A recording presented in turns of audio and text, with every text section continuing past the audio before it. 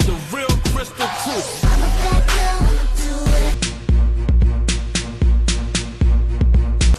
What is your family like? My family is like people who live in a hotel. We don't know anything about each other. When we see each other, we're cordial and we say hi, but that's about it.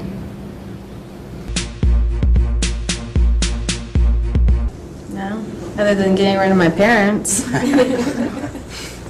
I freaking have the responsibility of a 20-year-old, but my parents still cram shit down my throat. And, like, they want to make me do all these things that I shouldn't be doing, at paying bills and shit, but they still treat me like a 16-year-old, be home at 10 o'clock at night. I'm like... I had to attend a memorial service for my friend who passed away, and he committed suicide, and he was only 21. And it was one of the saddest things that I ever had to experience. And you know, it's all part of growing up. You have to deal with these kinds of things, and it was really difficult for me because you would have never known that he was depressed or anything. He was just happy all the time, smiling. But obviously there were things going on that even his friends and his family didn't even know. So, Haters. Oh, haters! I hate them! When did people start equating being smart with hating on everything? Everyone's afraid to be a Pollyanna, to focus on the positive. Did you ever see that movie? Pollyanna. It's about a really gloomy, grumpy town, and then this little girl comes, and she's real happy, and then she makes everybody else happy, and then like 3 weeks later, everybody's got new jobs, and they're in Technicolor.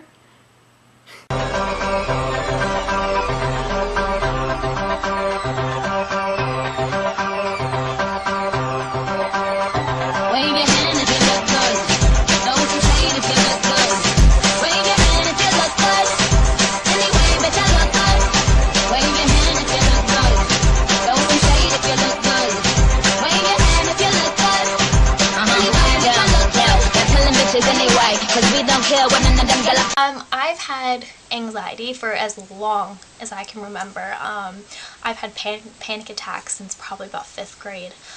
Probably before that, but I didn't really recognize them as panic attacks. And they progressively just kept getting worse and worse. And for me, it was my anxiety that caused my depression.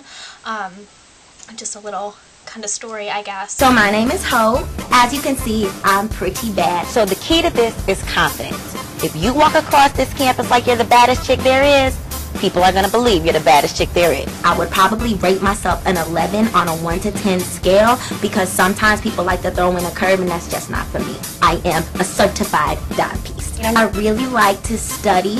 I like to do anything that will get my paper up, and by paper I mean money, just in case any of you guys were confused. This year, I'm focused on getting my paper up, getting my grades together, and taking care of my little cousin. I'm pretty much the social coordinator, so I make sure we meet every week. But I used to go with the guy over reservation, so he hooks it up. What I've been taught is that your network determines your net worth. Yeah, I network with my professors to make sure I pass the class. And if networking involves me having to bring a carry-on or an overnight bag to their apartment, then so be it. Girl, I didn't take accounting last semester for nothing. I know how to use my assets to get what I want. I really don't mess with college boys.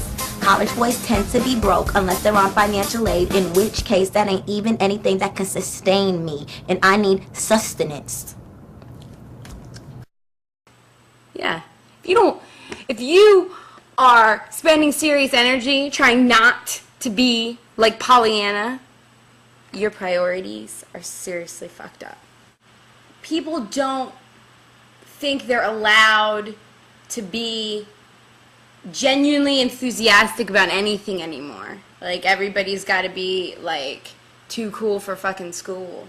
I don't know. I'm waiting for the opposite movement to happen. Come on, I'm waiting for you people. Where are my lovers? When I was a senior in high school, that's when my brother got his kidney transplant, and I was really going through a lot, and I was having a really difficult time with everything, you know, like going to college and having to deal with all that family stuff. And it was just a huge transition, and I started getting these panic attacks at school, and it got to the point where I couldn't leave my house. It was so bad. I literally would have a panic attack because I was so scared about having a panic attack. Because the first one that I had, I was just sitting in class. It was just like my first morning class, and it got so bad that I threw up everywhere. It was the most embarrassing experience of my entire life.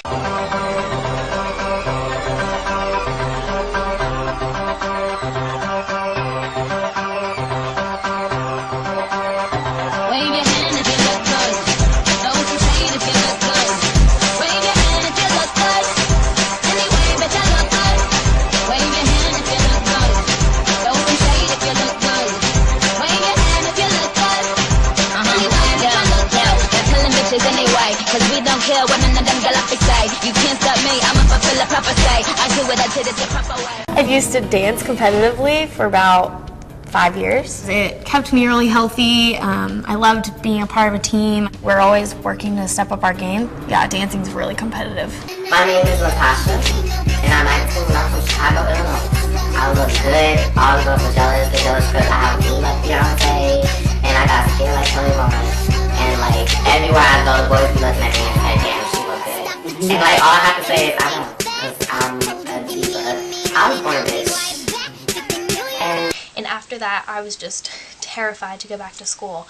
And like everyone was so nice about it, and they were really great, but I was just so embarrassed. And I just, you never think that that could happen to you, and it does, and it was awful. And so literally for months I was stuck in my house and I couldn't leave. It got really bad. That happened, it was like January of my senior year. And I got so depressed. It was to the point where I would lay in bed and pretend to sleep until 2 o'clock in the afternoon, so I didn't even have to think about going to school. I didn't even have to like be awake when I should be in school. And it was one of the hardest times in my life. I couldn't get out of this funk. I was sad all the time. I lost so many friends. I had, my boyfriend at the time. Everything got really bad because he couldn't help me because he didn't know how to, because he didn't know what was wrong, and neither did I. I was just so sad all the time. I would cry all the time. I would just get angry out of nowhere, and that's not me at all. I don't get angry. And I would just get so mad at the smallest things.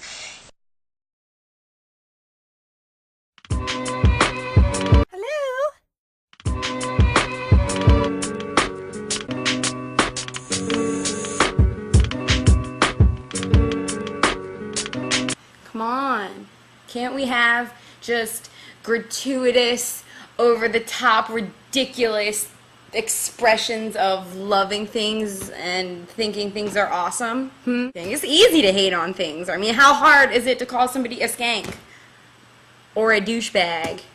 But like if people want to say positive things, they don't even have that many words, right? They're like, oh, bad things? Yeah, skank, bitch, douchebag, hoe bag, whatevers.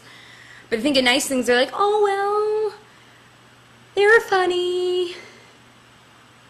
They're pretty.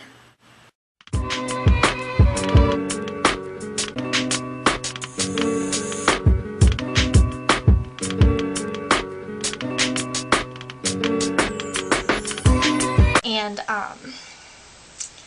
it was, like, looking back on it, I don't think I could have changed it because I was so wrapped up in my head and everything that I didn't even realize kind of what was going on with myself. It got to the point where I had missed so much school that I had to be medically excused from my senior year. So I didn't get a senior year, like the year that you look forward to your entire school career. I didn't get to go to graduation. I didn't get to do anything that seniors do. I did graduate high school. I was only a fourth of a credit short. I graduated. That was with multiple doctor's notes and everything, and it ruined everything. Everything that I had was gone. I lost full rides to colleges. I lost scholarships. I lost acceptances to colleges, and I had been working on that, since my freshman year. I took the SATs, I took SAT classes, and, I was taking all the AP classes. I was on the track to go to college, and I just effed everything up. And I had no control over it. And you know, you think, you know, you have control over your own destiny, you have control over what you do, but I didn't. I could not physically get out of bed and go to school. I just couldn't do it. My body wouldn't let me do it. I mean, it was my mind, but my mind was telling my body to do these things, and literally having a panic attack is like having a heart attack. You feel like you're going to die, and it was horrible, absolutely horrible. Maybe things seem so fucked up because you got 80 million words for ugly skank and like 2 for a nice person in your vocabulary. There's no more room for hating. Okay, it's 2009. All right? Read a history book. That's right, read a history book. Because if you look in a history book, you'll see that things used to be way, way, way more sucky than they are now. Right? Did you drive into a city anytime lately where the heads of the enemies of the state were out on posts surrounding the city? I don't think so. It's because it's not the 14th century anymore. That's right. You can make an argument. There's plenty to hate on. But if you really look at the whole of human history, come on, we're pretty much the best off we've ever been. You're just a whiny little bitch. That's right, haters. Whiny little bitches. Grow a pair and love something.